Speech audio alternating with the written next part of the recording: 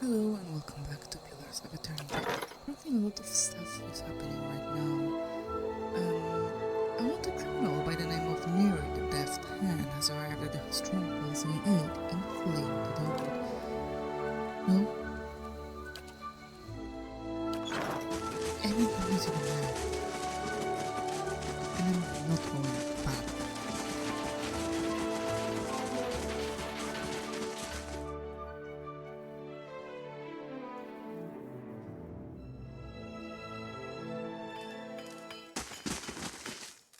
Hey there!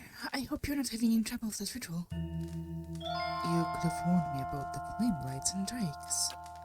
The what now? Nothing in the ritual mentioned any of that. Maybe they just happened to be in the area. Here's your hammer. If it summons anything else, it's your problem. Just in time too. I was supposed to be done with this sword yesterday. Okay, magic hammer, do your thing. She raises the hammer and prepares to strike the unfinished sword. Yeah, that's what it is. Muska swings the hammer down hard, and both blade and anvil ring with the force of the blow. The blade's metal ripples like liquid as it shapes itself into a proper sword. Muska grins and nods at you. But the ringing continues, becoming more and more shrill, and just as the sound becomes unbearable, the sword shatters, scattering metal shards across the room. Alfira's ritual. I haven't seen anyone try to use it in some time. He glances at you. You had help, of course. But it doesn't change the fact that you were the instigator, Maska. Is there any reason I should immediately cast you out of the temple? No, Master. Maska eyes are fixed on the floor. What about you? Ingrid turns to you. You made yourself a part of this. Is there anything you wish to say in Maska's defense? All errors can be reforged into lessons. One of the Apotel's affirmations, if I'm not mistaken. A valuable lesson from Maska. Wouldn't you agree? Would that more of my acolytes actually read the book? Maska, this stranger has preserved her position within this temple. See that her effort was not in vain. I want. Thank you, Master Ingrid. Maska gives you a smile. And thank you for giving me a second chance. Here, a gift for you. One of the very first things I forged. Now I need to get back to work. I still got a lot to learn.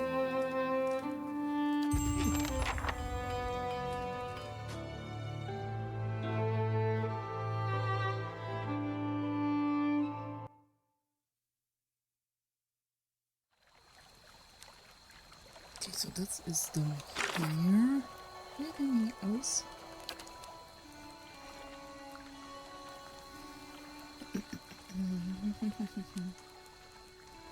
I've recovered 2 parts of the roads. Of course, only 1 part still remains. Yeah.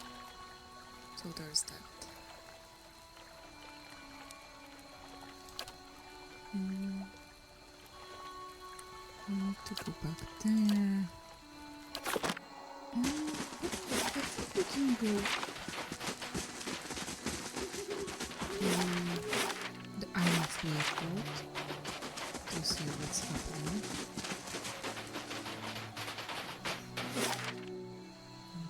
Falls, Darkness Battery. Yeah, let's go straight to the fort.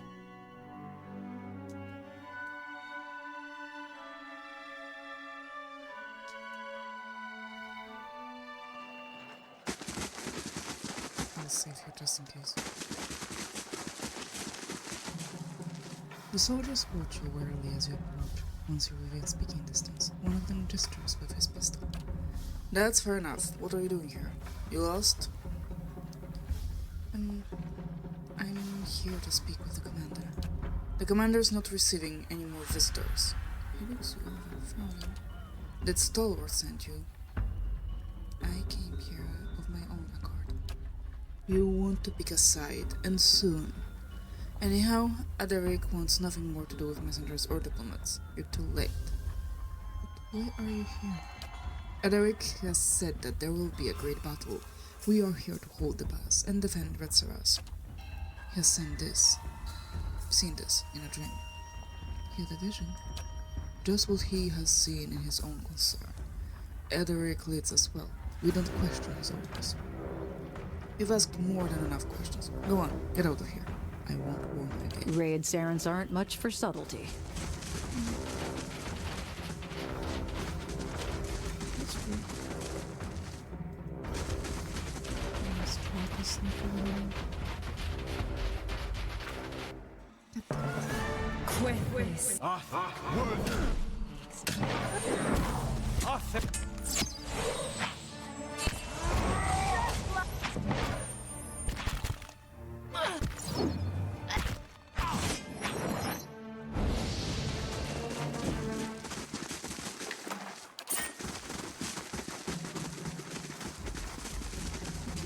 Play this whole area.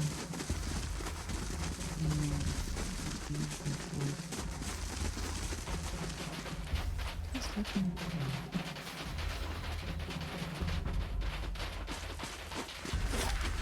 Everyone's on edge in the camp. Almost glad to be out here. And you? You don't think there's any truth in it? Doesn't matter, really. There's nothing back home for me. Come on. The commander will figure it out.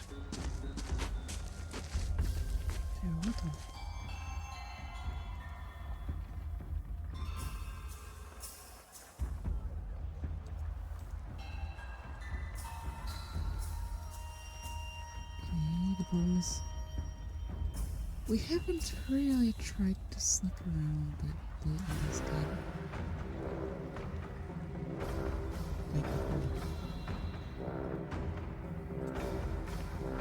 So I don't think we should proceed.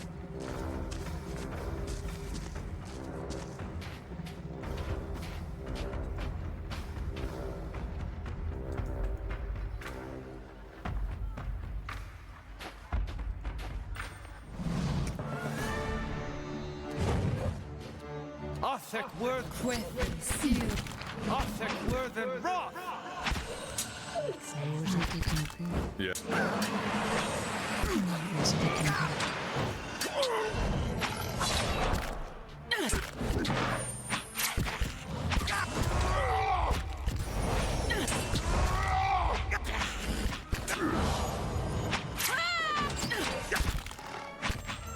Got it.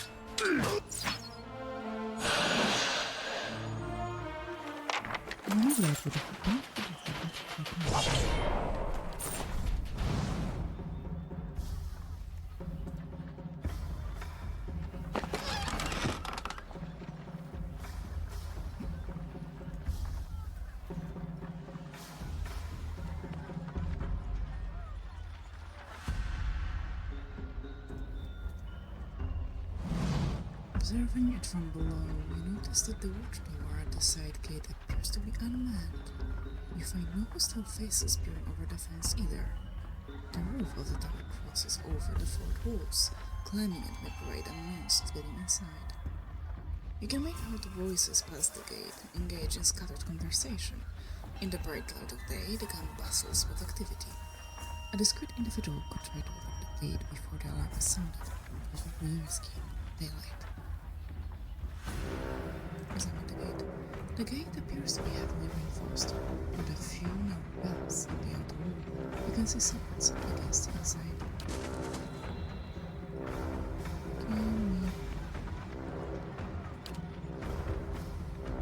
No way to rest till night. Like so, yep. Through the curtain. Strikes the wooden beam with a disquieting throw. No cries of alarm follow. A few taps on the rope suggest the hook holds fast. You grip the rope and begin to climb, making your way up and into the watchtower. From there, it's a matter of descending the far wall to the ground once more. You get your first glimpse of the camp, shrouded in the evening's gloom, and of the guard, posted some short distance away. A moment's observation reveals the man is snoring, deep asleep. You creep forward and bar the gate. But your footsteps are loud against the quiet of the evening, and after a handful of seconds you hear the guard jerk awake. You rush to unbar the gate as he shouts for reinforcements behind you. Silnes mitum. Othek word.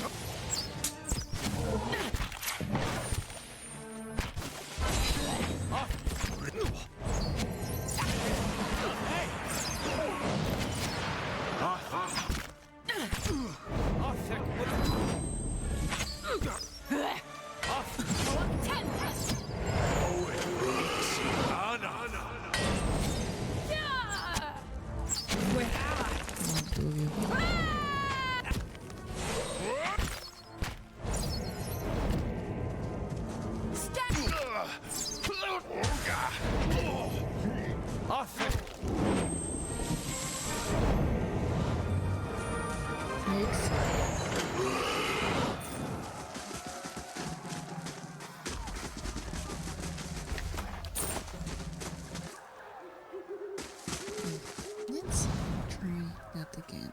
Mother? As you turn to the grieving mother, you find her already at your side. A question rises to the surface of her mind like a bubble from the depths. Yet her eyes are cast down. There is something I would ask of you, Watcher. A burden I would relieve. Yet, even the asking is a burden of another kind. Ask anything. I will ease your burdens as best I can. The memories of the birthing bell, the hollow-born, the mothers. Even knowing that my actions were righteous, necessary, their memory haunts me. I see reflections of the lives I could not save wherever we travel. And when I lie down to sleep, the dreams of empty children and blind eyes are more vivid still. Please, Watcher. I tried once to forget, and yet echoes still tormented my soul. But if you were to cleanse my soul of the memory, I could at last be free of it. Will you grant me this? How will this affect you? Will you even be the same person? I will be the same, only free of the memory. My allegiance, my skill, these will still be dedicated to our cause, to your aid. Girl, there is no cause for you to live with this pain. Thank you, Watcher. As you reach into her soul, you find the memory of the wholeborn and the birthing bell, like a dread texture in her essence. Probing the memory's sharp edges, even you feel her pain, yet you force yourself to seize it. You smooth away the razor-edged snags, wearing them down even while they tear at you. Carrying such pain inside herself as you felt like living with a stomach full of broken glass. At last, the grieving mother's soul is as smooth and even as a rolling meadow.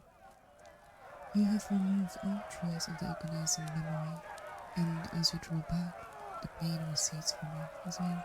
Shall we continue, Watcher? We have much to accomplish. She opens her eyes. Her gaze is a newborn's, innocent and untroubled. Got it. We'll go on the pub, because I so cold here.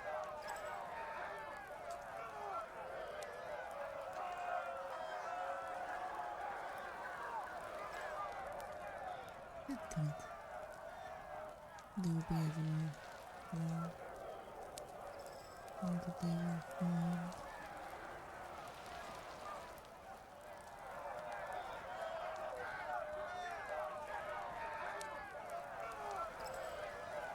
Honestly, I don't even know where I'm supposed to go.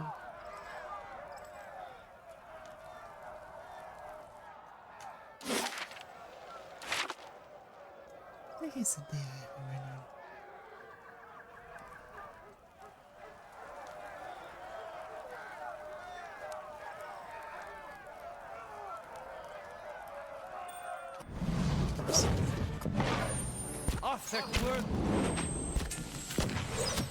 Othek word and rot!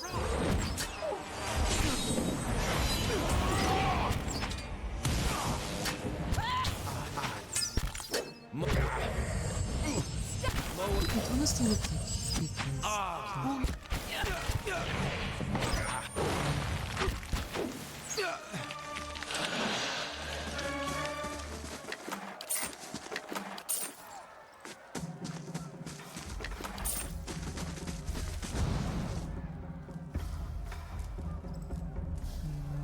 it's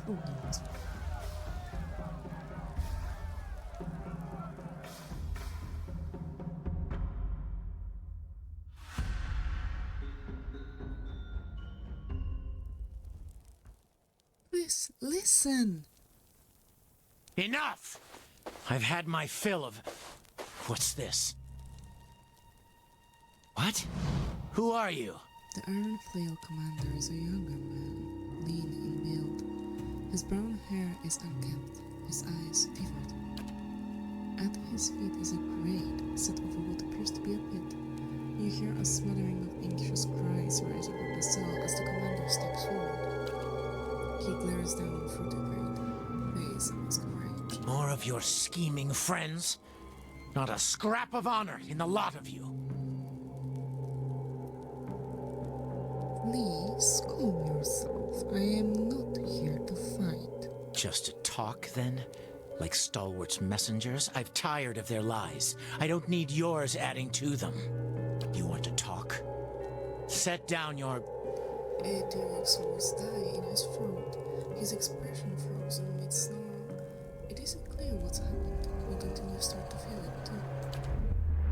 Unbeaten, you see your senses drift, as if you had reached out toward a source of essence.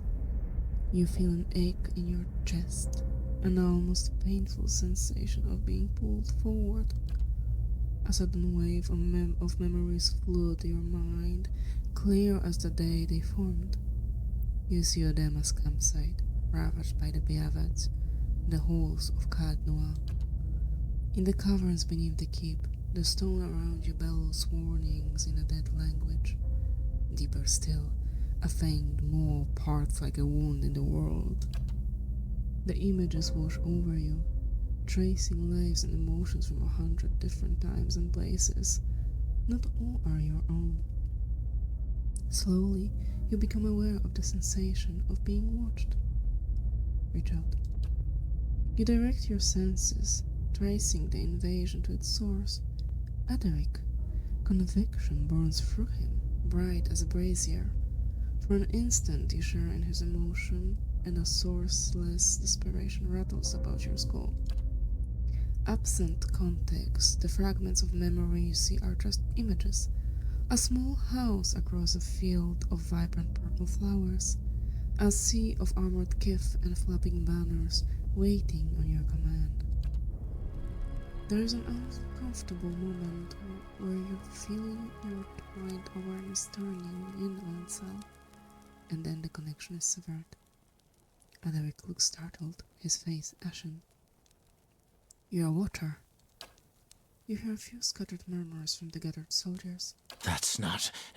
Adaric glances around the room, his face coloring. That's not known to many. Not past these walls. I sense his fear, his shame. Why have you come? Why now? You can see lost souls, like I do. I see and hear spirits, it's true. It took many years to understand. Adaric's jaw twitches. You are ashamed. Why? It's hardly something to be proud of. Look to your own sins, Watcher. I'll not share mine. I take it Watchers don't enjoy the best reputation in Turetsaras. Does everyone in the Deerwood boast of their afflictions? In the brief quiet that follows, Adaric looks very tired, but he doesn't lower his sword. I can't often read living memories so clearly. That felt like a cipher reading. I wouldn't know. Perhaps we simply worsen each other's condition. The prospects seem to trouble him. What? What is it? I thought all the other Watchers were mad. That wouldn't bode well for you, would it? Adaric's tone is irritable, but he watches you with wary interest. I've a firm grip on my senses, whatever you believe. The Watcher's curse is many things, but if it promised madness, I would not have taken command of the Iron Flail. The memories I saw, some of them couldn't have belonged to you. You're awakened, aren't you? Are you also awakened? No, of course not. Ederic studies you with grim fascination. Do you know of a cure? Ederic stares at you. Eventually he gives a slight shake of the head. It seems a terrible thing to be awakened and a Watcher both. I'm sorry. Enough about that. Yes, we were in the middle of something, I believe.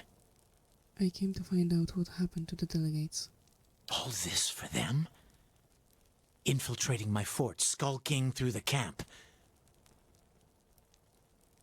I would have done things another way, if I could have. You could have turned around! If not for the delegates, all of this could have been avoided. Stalwart sent delegates to discuss terms of peace. I offered them the opportunity.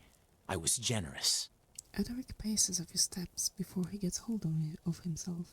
But Stalwart sent soothsayers, not diplomats, to frighten us with stories of the moon going dark, the earth shaking. I would speak to the people who have seen these wild visions to compare notes. It's true!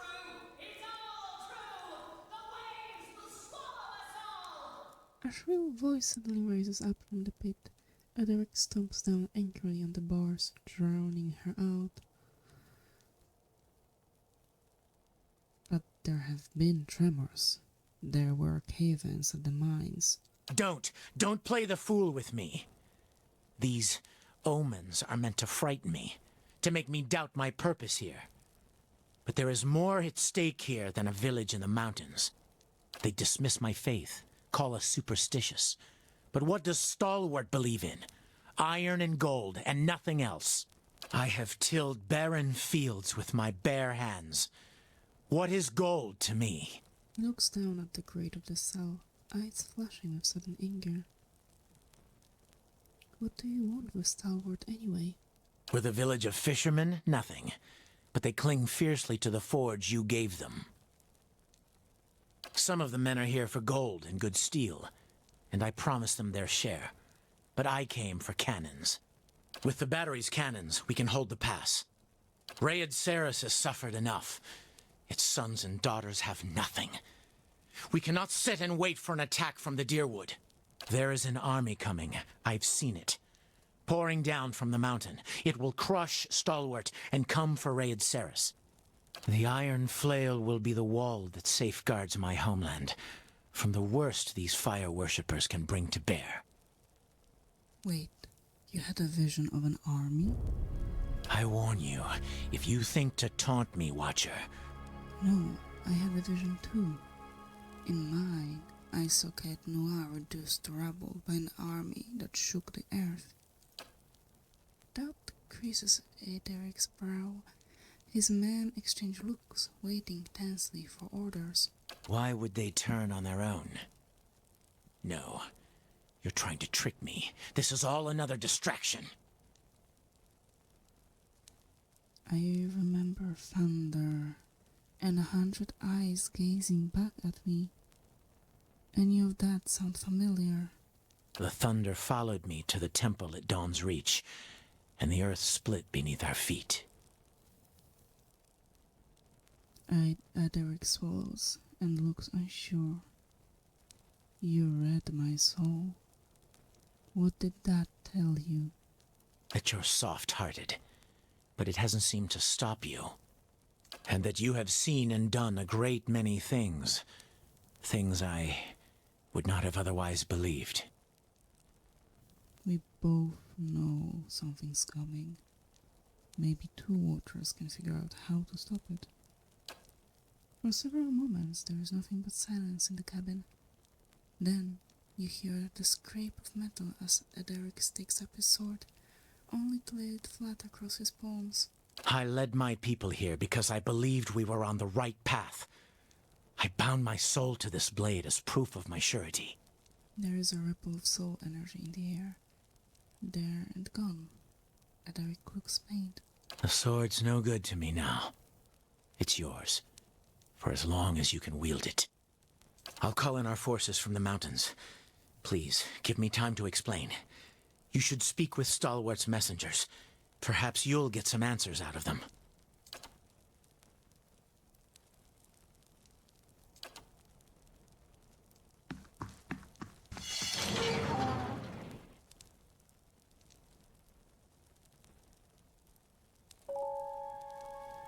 Thank you. I thought we'd never get out of there. Are you hurt? No, a little bruised perhaps. The cold was the worst part. I don't know how you managed to track that man down. He was practically foaming at the mouth. And now he and his men are still skulking around the mountains. I'm not sure letting him live was the best idea. The commander wasn't the problem. One of the delegates points an accusing finger at another, a woman standing apart from the rest. We might have come to terms if she hadn't goaded him, shouting at him about omens and curses the minute he left the march. You know how superstitious the Red Sarahs are. The commander went white as a sheet. She sabotaged the meeting. The woman in question is dressed in unassuming robes. She bears the accusation silently, her eyes closed as if in a prayer. You put all Starwood at risk. Why? With desperate speed, the woman suddenly lunges sidelong towards a nearby rock and seizes a dagger lying there. She sets the blade to her own throat.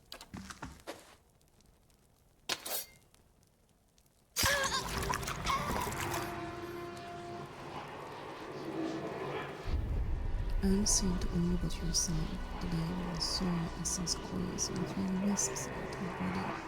It only grows brighter as her corpse stills. The remaining delegates stare in horror at her pouring blood. Nearest by the dying woman inspects her robes. She examines the crescent medallion hanging around the woman's neck. What just happened? Now we'll never get the answer out of her. You reach out and brace against the sudden flare of pain and fear, digging after less recent events. There is a copper taste in your mouth and a pain like fire in your throat. Under the brute terror of death, you find a comforting thread of resolve, of satisfaction in duty fulfilled. You follow it. It leads you stumbling into another memory, as whole and vivid as the first.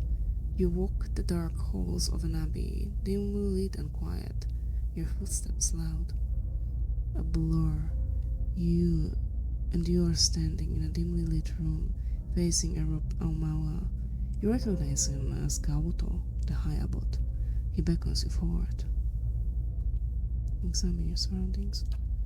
You are in a wide, rounded chamber. The tiles beneath your feet are covered in strange, curling symbols.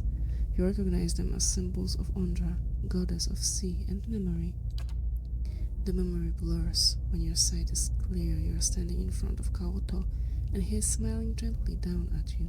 Drive the raid series from these mountains, and you may yet spare many lives. The Tidebringer will be here in a week's time. Should you be delayed in your travels, report to him as you would to me. He will enter the reliquary and call off the army of Ilas in my stead. If you are caught, sister, you know what you must do. I will pray for your return, but we will take comfort in the knowledge that you have joined the rest of Ondra's favorite in her keeping.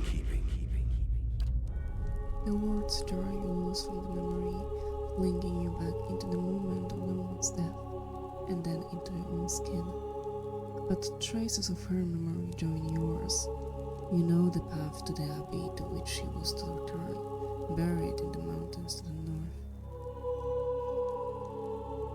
Do any of you know what a Tidebringer is? Tidebringer? That's something they used to talk about at the Temple of Ondra, I think. It's a person, a title, I mean, tends to be used in the more devout circles. Do you know a Kaoto? Kaoto? Oh, yeah, he came through town some time back, stopped by the temple in Stalwart. This was just after the town decided to rededicate to Abaddon. He didn't seem too pleased about it. He was dressed like a priest. Maybe he took offense. He is an Aumaua. tall fellow, very polite, considering he's apparently the leader of some fanatical sect. I think it's clear we haven't been the best judges of characters recently. What about the Eylas? Have you heard of them? The Eylas. They're a figure of speech for when you can't remember something. You say, must be the Eylas took it from me. Yes, but there's a story to it. They're supposed to do the bidding of the Lady of Lament. Ondra points and they come, out of nowhere. Wipe things from the face of the world. That's why wherever something up and goes missing or gets destroyed with no one there to see it, you're supposed to thank Ondra that the Eylas didn't come for you too. Do you know anything about an abbey to the north? I've heard of something like that. An Ondra stronghold. Not the kind of place that welcomes visitors. Manea eyes widen. That sounds like the Abbey of the Fallen Moon. Is that where she came from? The delegate points to the dead woman. Yes, and it's where I'll find the reliquary so I can call off their army. Wait, another one? God, it feels like everyone on the ER is after the battery now. Why would these Ondrites want the Red Serans out? I doubt it's for Star Wars benefit. Competition, maybe? I'd better go ask them. If you do mean to go to this abbey, be careful. There have been stories about traders wandering north and getting scared off or even killed by strange guards.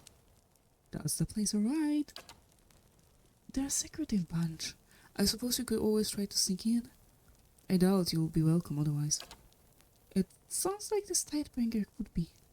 Welcome, I mean. Maybe I can convince them I'm the one they've been waiting for. I hope so. I imagine the abbey is heavily guarded. A sudden, deafening crash from outside makes the delegate jump, startled. A rumbling like thunder falls. You hear further sounds of smashing timbers, panic, screaming. God have mercy, what is it now? Stay put, I'll take care of it. Yes, well, we'll wait here, inside.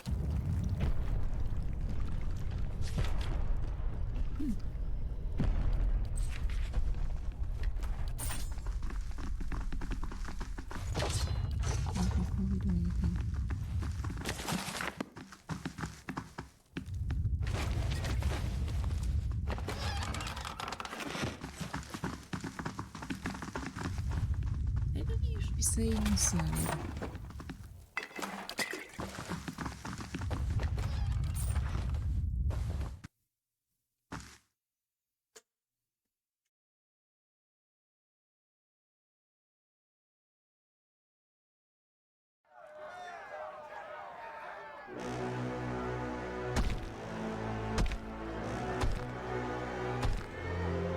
It's you. This is Earthen Rock! For something far, far not. Need something? Yes.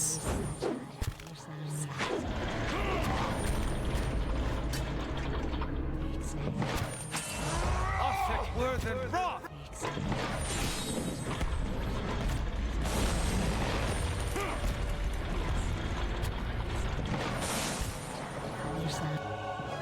Zawa is ready.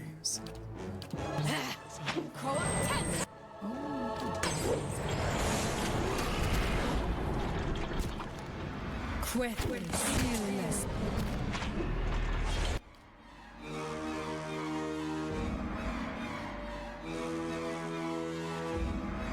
So it's not going to revive.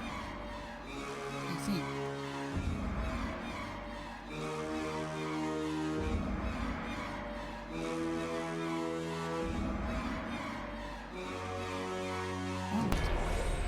Moet Fixie Anna!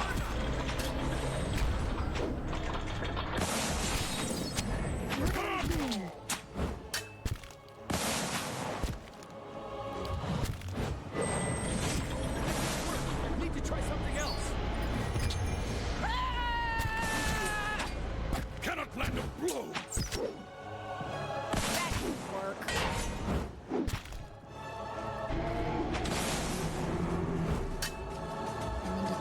starting time. I'm here.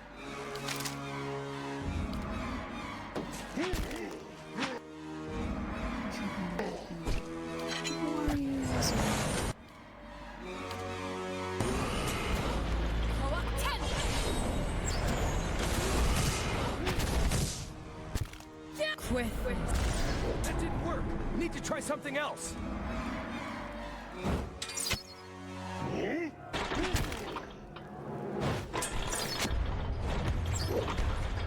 Lavaru, beyond seek. Where's that sunrise?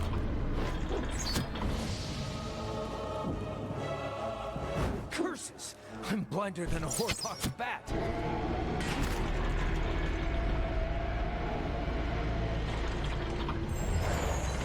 As the last mag falls, a tide of essence sweeps through the ether. It washes over you, and you find yourself in the memories of the eyeless. The hulking creatures surround you, their sinew-wrapped skeletons clanking and stretching in the semi-darkness. Their bodies fill the air with the tang of metal and the musk of sweat. The cavern in which you stand, it looks like a cavern anyway, glows with a dim ambient light. Steel flashes as the eyeless shift and stir. They stamp their feet and groan in rasping, metallic voices.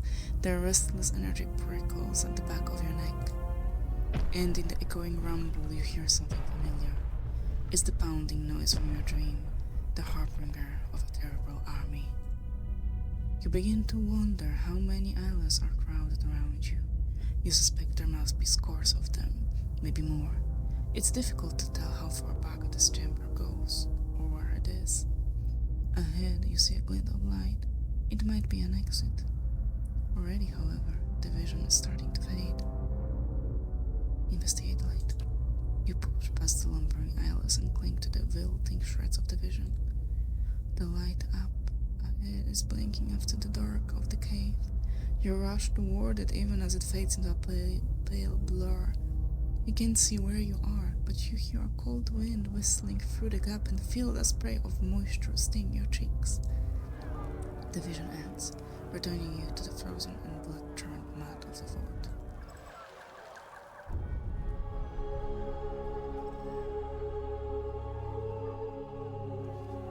Derek appears to have taken some blows. There is a purpling bruise on his temple, and his arm is dented in several places. He looks rather dazed. Those things, they came from all sides. The delegate... No, you were right. The visions are true. You fought well. And I'm glad to see you've come through in one piece. Not many of my men were so lucky. I'll take what's left of our forces. Those that will follow me further up the mountain. We should be prepared when those monsters return. We can defeat them if we work together. I have seen already that there is little you can't accomplish. Derek bows his head and turns to the road. You don't mess around when you make enemies, do you? I felt their suffering, Watcher. Theirs is the agony of a lost child. All those bodies are more interesting than the rest.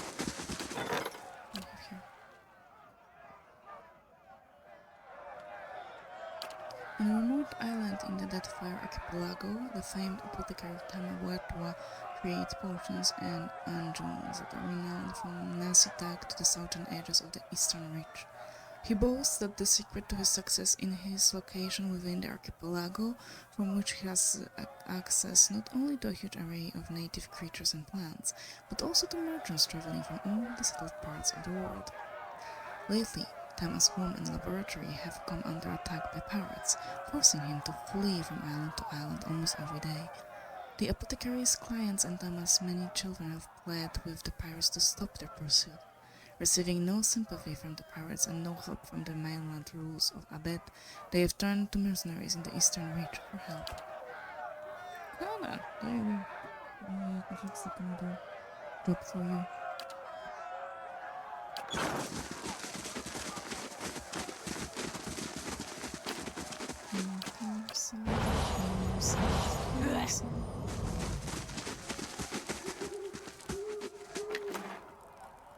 Vessel flesh and binding cotton.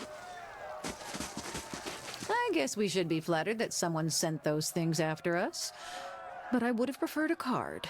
She wipes the slick of gold from her neck, sniffs as at her blood-streaked hand, and shrugs. I'd heard rumors of the eyeless, but I always thought that name was a metaphor. Though I would have called them Mace Hands of Doom, if anyone had asked me. So this is the mysterious army you've been dreaming about, huh? It's a wonder you're getting any sleep. That's why we're going to the Abbey, to stop them. I'm regretting all of my decision-making up to this point.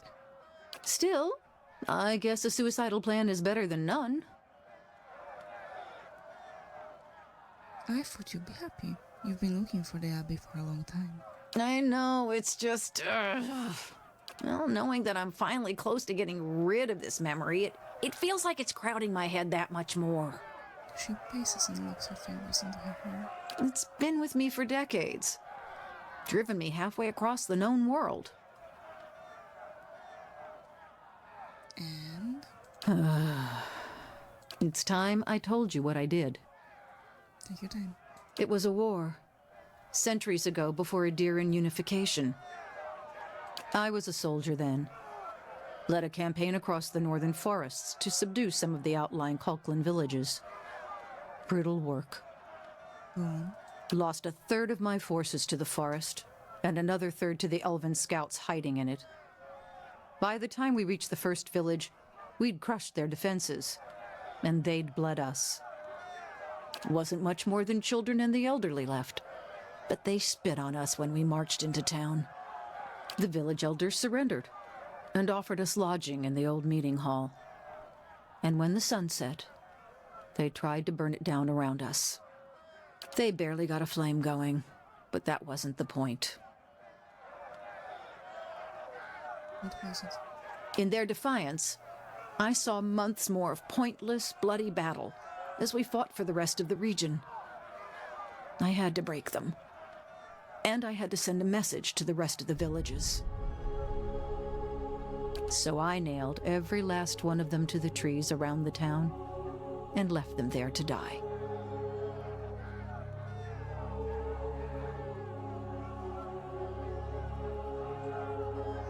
What happened then? I never remembered more. Eventually, Adir and Kulklan united. The gentlefolk forgave each other for what they'd done to each other's people.